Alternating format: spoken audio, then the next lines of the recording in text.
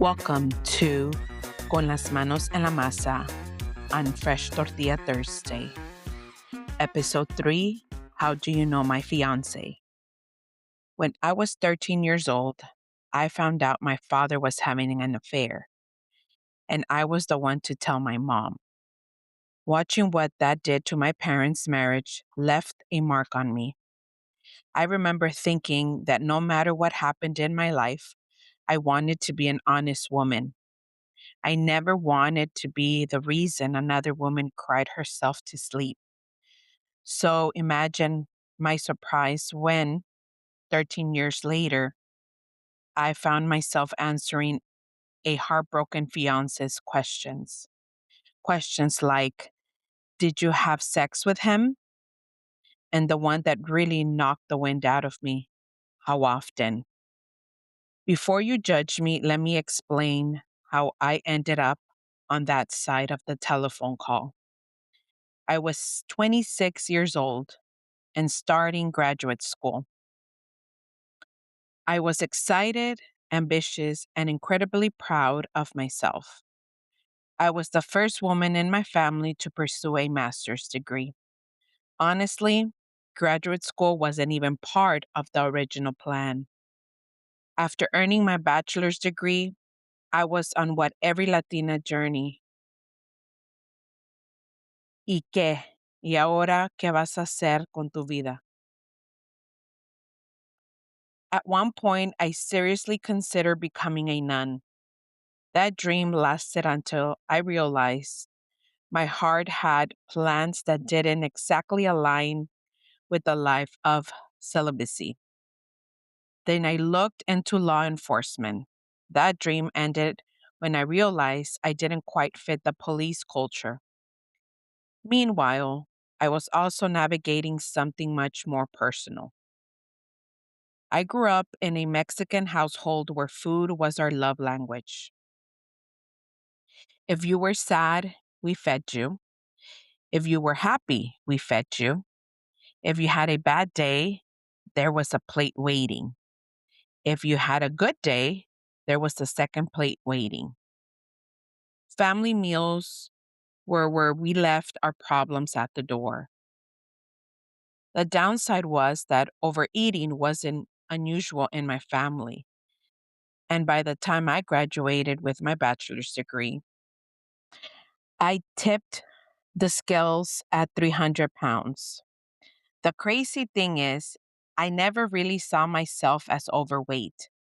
Not until I got my first professional job and had to complete a physical exam. That was the first time I realized that I was fat. Because I attended an all girls Catholic college, my exposure to men was pretty limited. There was no dating scene, no cute guys in class, no dates, no love stories, just women, lots and lots of women. So when I started my professional job, it was an adjustment. I worked at a community center where fitness was a big part of the culture. Suddenly, I was surrounded by attractive people who actually enjoyed exercising, the kind of people who woke up at 5 a.m. to run for fun. What really fascinated me was watching how people interacted with each other, the flirting, the confidence, the casual touching on the arm, the way attractive people seem to communicate so effortlessly. And let's be honest, it wasn't exactly a secret that many of them were hooking up. Apparently, hot people have sex frequently. It didn't take long before I developed a massive crush on one of my coworkers. Of course, he was fit. Of course, he was charming. Of course, I was hooked.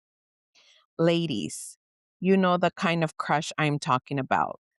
The kind that has you replaying a 2-minute conversation for days. The kind that makes you suddenly develop interests you never had before. That crush got me into a gym. Now, did that man ever become my boyfriend? No. Did he even know he was the catalyst for one of the biggest transformations of my life? Also, no. But that crush changed everything. In less than a year, I went from 300 pounds to 163 pounds. And let me tell you something nobody prepares you for. Losing weight didn't just change my body, it changed the way people treated me. Family members who had never commented on my appearance suddenly commented on how good I looked. Coworkers became friendlier. Strangers smiled more, and men wanted to buy me drinks. It was honestly disorienting. For most of my life, I had been the funny friend, the dependable friend, the fat friend standing next to the pretty girls. Then, all of a sudden, people were seeing me differently, and I wasn't entirely sure how to process it. Looking back, I think losing the weight gave me permission to imagine a bigger life for myself. If I could lose weight, maybe I could do other things that seemed impossible too. Maybe I could go to graduate school. Maybe I could become the first woman in my family to earn a master's degree. And that's exactly what I did. What I didn't know was that graduate school wasn't just going to change my career, it was also where I would unknowingly become the other woman. I met him on the very first day of orientation. Before I even had a chance to figure out my class schedule, he approached me and introduced himself. At the time, I was 25 and about to turn 26. He was 20 years older than me. Now, before anyone listening starts screaming into their steering wheel, trust me, I eventually had the same reaction.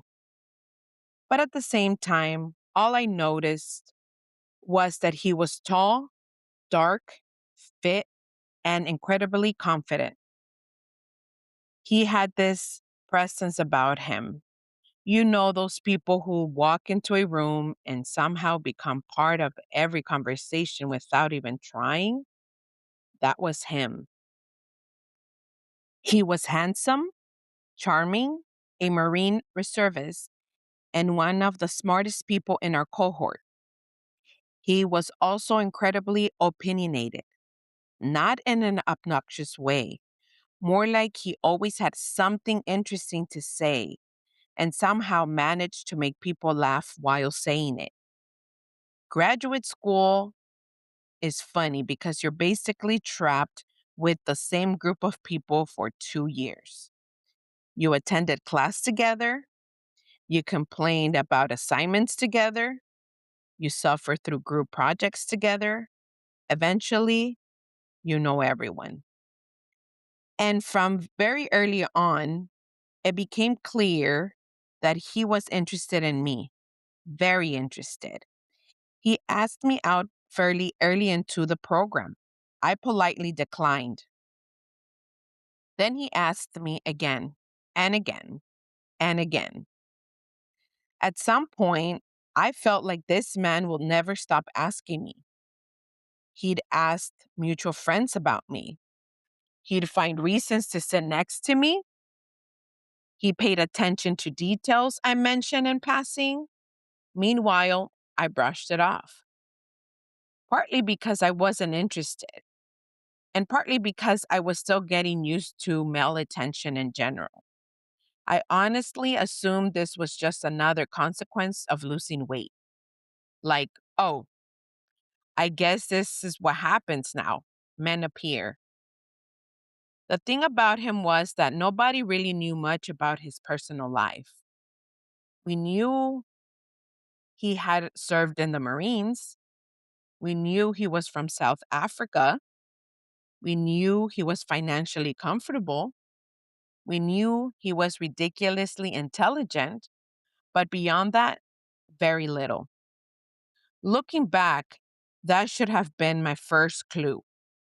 A man in his mid 40s who shares absolutely nothing personal about himself is a red flag. Unfortunately, I didn't have that insight yet.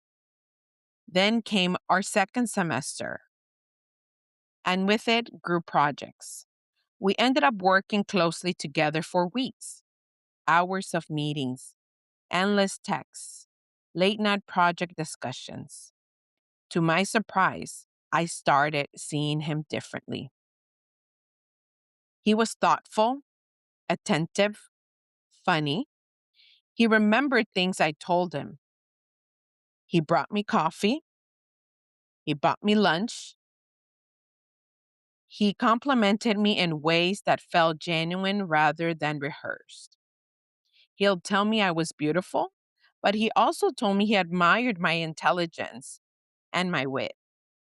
And for someone who had spent most of her life feeling invisible, that kind of attention was powerful. When our project ended, we celebrated with a group after finding out we had earned an A. Everyone was excited, everyone was relieved.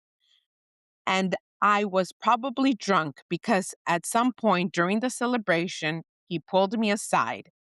His tone shifted. The jokes stopped. And in what felt like the sincerest conversation we've ever had, he told me how much he liked me. He said he wanted a real chance. Just one date. That's all he was asking for. And between the A on the project, the attention, the persistence, and what I genuinely believe were good intentions, I said yes. That one date led to the hottest spring semester of my entire life. Now, he lived almost 2 hours away from campus, and I lived nearby, which meant my apartment was our spot. The sex was kinky, frequent, sweaty, and explosive. It was in multiple locations: his car, my car, the campus study room, my apartment. The chemistry was undeniable, and I was thirsty. At some point, my classmates started commenting on how cheerful I was all the time. I was smiling, I was glowing, I was showing up to class with such a positive outlook. Nobody knew exactly why, but people knew something was up. We were determined to keep our relationship private. Graduate programs are small, gossip troubles at the speed of light, and I wanted to be taken seriously. Only two of my closest friends knew we were seeing each other. Everyone else was completely in the dark. As the semester went on, something unexpected happened. I stopped thinking of him as a fun distraction. I started thinking more about the future. I found myself imagining what life would look like after graduation. I started asking myself how I had managed to reject this man so many times. Seriously, what was wrong with me? This man was attentive, intelligent, successful, funny. He remembered details. He listened. He showed up. At least that's what I thought at the time. As spring break approached, our cohort was getting excited about having a week off from classes. A few friends and I started talking about taking a trip to Santa Cruz. Nothing fancy, just a beach house, good food, good company, and a chance to decompress before diving back into graduate school chaos. Since several friends were bringing their significant others, I asked them if he'll like to join us. He initially answered no. He told me he had military training in San Diego that week. I was disappointed, but I understood. Then later that same day, he called me back. He said he'll look into it and thought he might be able to make it after all. I jokingly told him that if he came, he definitely wouldn't be disappointed because we've had plenty of time for our favorite shared hobby, hot sex. I'll let your imagination fill in the blanks. A little while later, he called again. His request had been approved. He was in. Not only that, but he gave me his credit card information and told me to book it, the Airbnb and make the arrangements. Whatever we needed, he'd cover it. At the time, I thought it was incredibly generous. Looking back, it's also one of the reasons I never suspected a thing. People who are living double lives aren't supposed to volunteer their credit cards for couples' vacations, right? At least that's what I thought. So I called my friends. Everyone got excited. Plans started flying. Where should we stay? What restaurant should we try? Who was bringing what? Within hours, the trip was practically planned. The next morning, I had an interview for my final year placement in graduate school. Before heading in, I called him. I told him about the Airbnb options we've narrowed down, the activities we plan to do, the places we wanted to visit. He gave everything his approval, told me to book whatever I liked, wished me luck on the interview, and before hanging up, he said he'll talk later that evening after I was done. I told him I'll call as soon as it was over. At that moment, I thought I was planning a spring break vacation with my boyfriend, and absolutely no idea that by the end of the day, I'd be speaking to another woman. I walked out of that interview feeling incredible. I was confident I had nailed it. I could already picture myself calling him, telling him every detail, celebrating both the interview and our upcoming trip. I got into the car and started driving home. Then my phone rang. Private number. Normally, I never answer private calls. Never. But the supervisor who had interviewed me earlier had mentioned she would be making her decision quickly, possibly within the next 48 hours. So, my overly optimistic brain immediately thought, oh my God, I got it. I answered on the first ring. Hello? On the other end was a woman. Her voice was calm, soft, almost gentle. Hello, is this H? I was practically smiling. Yes, this is H. There was a pause. Then she asked again, am I speaking to H? At this point, I thought she couldn't hear me. So I enthusiastically responded, yes, this is H. I even gave her my full last name. Then she asked a question that nearly sent my car into the guardrail on the 10 freeway. How do you know F?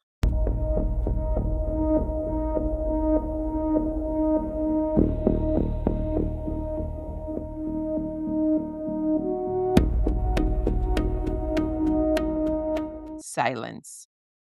Complete silence.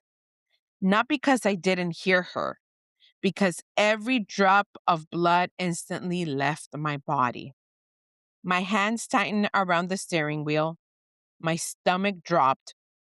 My brain started moving at the speed that I cannot explain. How do you know F? Silence. Then she asked again. This time her voice wasn't soft. It was sharp, direct. The voice of a woman who already knew the answer. How do you know F? Answer me. And just like that, I knew exactly who she was. This was not my future supervisor. This was the woman, the main woman, the woman I didn't know existed. I hung up immediately, no explanation, no words, just panic. I took the first freeway exit I saw and pulled into a random parking lot because there was no way I could continue driving. My hands were shaking, my heart was racing. I remember staring at my phone, hoping that somehow this was all a misunderstanding. Then it rang again. Private number. I knew if I didn't answer, she would keep calling. And honestly, if our positions had been reversed, I probably would have kept calling too. As I stared at the screen, I felt myself transported back 13 years, back to being a little girl standing in my parents' kitchen, back to the day I discovered my father's affair, back to the confusion, the betrayal, the heartbreak, the feeling of watching someone's world fall apart because they had been caught with their hands in the dough, con las manos en la masa. Only this time, I wasn't the little girl watching. I wasn't the wife. I wasn't even the man cheating. This time, I was the masa. To this day, people ask me the same question. Why did you answer the phone? And honestly, I don't know. Maybe it was guilt. Maybe it was curiosity. Maybe some part of me already knew my life had split into a before and after, and I needed to hear the rest. Whatever the reason, I answered, "Hello." The woman took a breath. "I don't know if we got disconnected or if you hung up," she said. "My name is B, and I'm F's fiance." Fiance. Not girlfriend, not ex girlfriend, not someone he used to date. Fiance. The word landed like a brick. Then she asked, "How do you know my fiance?" And because there was no point lying, I told her. I told her how we met, how we were in graduate school together, how long we had been seeing each other, how we started dating. And to her credit, she listened. For a while, she didn't interrupt. She just listened. Then the questions started, and I answered every single one as honestly as I could. Eventually, she explained how she found me. It wasn't a text message. It wasn't a lipstick stain. It was the Airbnb reservation, the one I had booked for our spring break trip. The credit card company had contacted her to verify the charge. The same trip I had spent hours planning, the same trip I thought I was taking with my boyfriend. Apparently, the reservation opened doors she had already been peeking through. She told me she had suspicions before. A friend had once called her after seeing F at the mall with another woman, an Asian woman. It was me, but I'm not Asian. The friend had even taken a picture, but according to B, the photo wasn't clear enough to prove anything. Not enough evidence for a confrontation, not enough evidence to blow up the engagement. So life continued until Santa Cruz. Then something happened that I will never forget. She started reading transactions. Like an accountant conducting the most depressing audit in human history. What about this restaurant? Yes. These movie tickets? Yes. The Starbucks charge? Yes. These shoes? Yes. This spa hotel? Yes. This Sephora purchase? Also yes. Every question felt like another piece of her reality being rearranged, and every answer made me feel sicker. Because with every transaction she named, I realized how thoroughly our lives had overlapped without either of us knowing. Then she asked about our sexual encounters, and that was the one question I wouldn't answer. I told her that she needed to have that conversation with him. I had already answered everything else. I wasn't comfortable discussing intimate details with a stranger, even under these circumstances. She didn't like that answer, not at all. Her tone changed. The calmness disappeared. The insults started. The accusations started. She demanded that I tell her again and again. And then suddenly, the anger cracked. And underneath, it was something else, fear. Just tell me, she said. Then her voice broke. Do I need to get tested? Silence. And then she said something that has stayed with me all these years. He always does this to me. Not he did this. He always does this. This isn't the first time. And then she started crying. At that moment, the story I had been telling myself completely collapsed. This wasn't some misunderstanding. This wasn't a one time mistake. This wasn't a complicated situation. This was a pattern. I remember trying to comfort her, not because I thought she'd suddenly like me, not because I expected forgiveness, but because I genuinely felt terrible.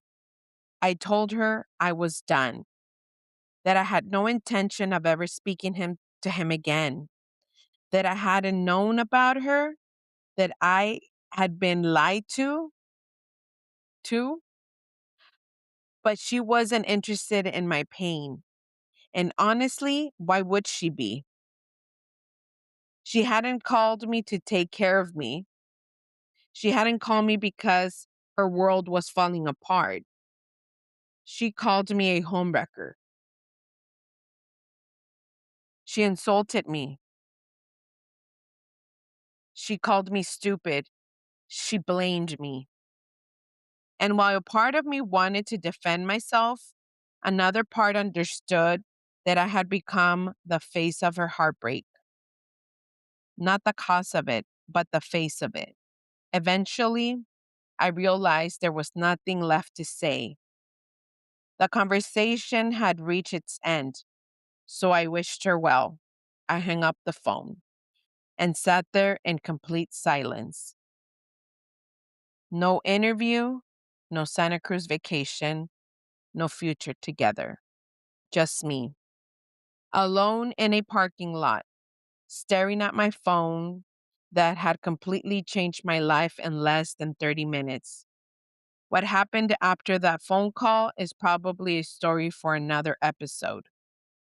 What I can tell you is that it didn't take long for him to figure out what had happened. My phone immediately started lighting up. Call after call, text after text, voicemail after voicemail. He wanted to explain. He wanted me to hear his side. He wanted another chance. For the first time since I had met him, I wanted absolutely nothing to do with him. I told him to stop contacting me.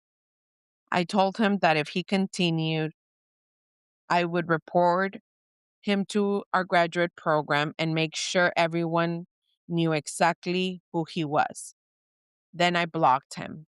And just like that, the man I had imagined building a future with became someone I never wanted to speak to again. The healing afterward wasn't quick. It wasn't graceful either. There were plenty of tears, plenty of embarrassing moments where I replayed every conversation, every date, every excuse, looking for clues I had missed. There were days I felt angry, days I felt stupid, days I felt heartbroken for myself. But eventually, with the help of my family and friends, I moved on. And as painful as that experience was, it taught me something I never understood when I was 13 years old. Back then, when I discovered my father's affair, the story seemed simple. There was a victim, there was a cheater, and there was the other woman. But life is rarely that neat. Sometimes the other woman doesn't know she's the other woman. Sometimes two women are being lied to by the same man. Sometimes everyone is standing in the same kitchen, staring at the same bowl of masa, trying to figure out who ruined the recipe. For years, I carried shame about this story because I thought people would hear side chick and stop listening. But the truth is, I wasn't trying to steal anyone's man. I was a graduate student who fell for someone who worked very hard to convince me he was available. The real lesson wasn't about cheating. It was about paying attention to what people don't tell you. Because looking back, the biggest red flag wasn't his age. It wasn't the distance. It wasn't even how private he was. It was that for someone who spent months learning everything about me, I knew almost nothing about him. And if there's one thing I've learned, it's this: if a person keeps their life hidden long enough, eventually you'll discover why. Sometimes through a credit card statement, sometimes through a phone call, and sometimes when another woman calls and asks the questions that changes everything. How do you know my fiance? And just like that, the girl who once watched someone get caught con las manos en la masa learned that sometimes you're not the one holding the dough. Sometimes you are the masa.